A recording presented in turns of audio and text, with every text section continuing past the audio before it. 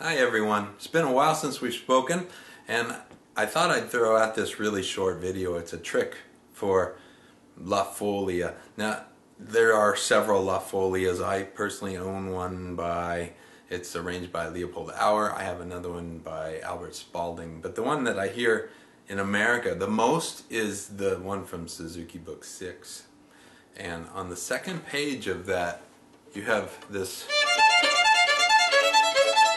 that exercise, and it seems to me like just about every time I hear someone play it, they fail to reach the high C extension.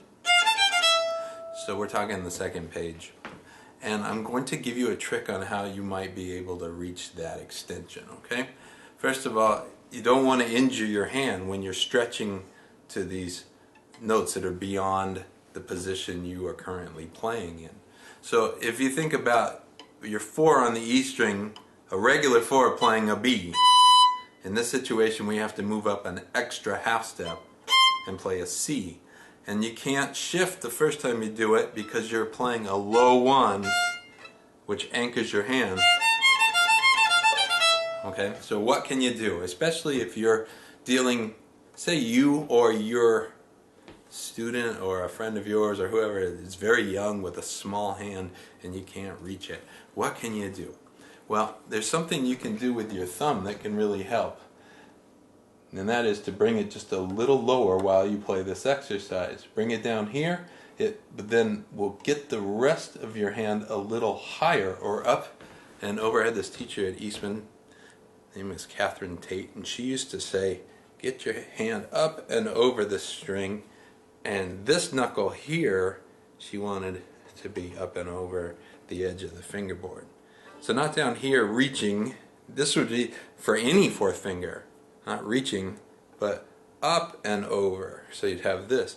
But if I do that in this extension exercise, bring my thumb down and get the base knuckle here of the pinky above the edge of the fingerboard, then I can practice easily playing. Let's do it with anchoring our 1 and then a regular 4, which is a B, and then extending, and practice that. I mean, I can go a lot higher than that actually, but my hands are pretty big. So then the question is, well, where do you move your thumb down? You know, when you start this exercise,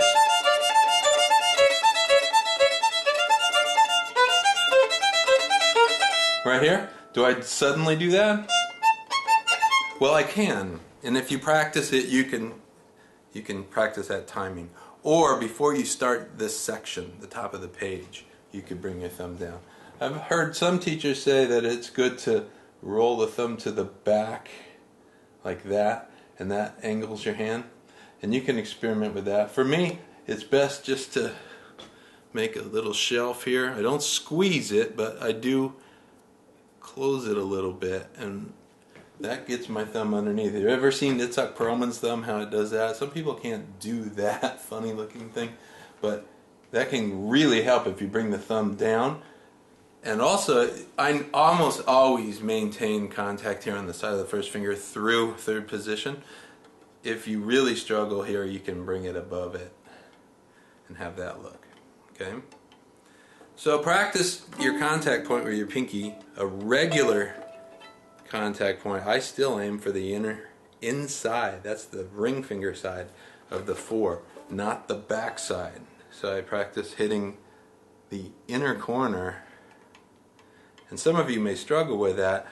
Simon Fisher has this trick where he puts your hand like this between the 1st and 2nd finger, and then practice hitting your 4th finger, and you can feel what a really easy 4th finger would be like. It's kind of cool.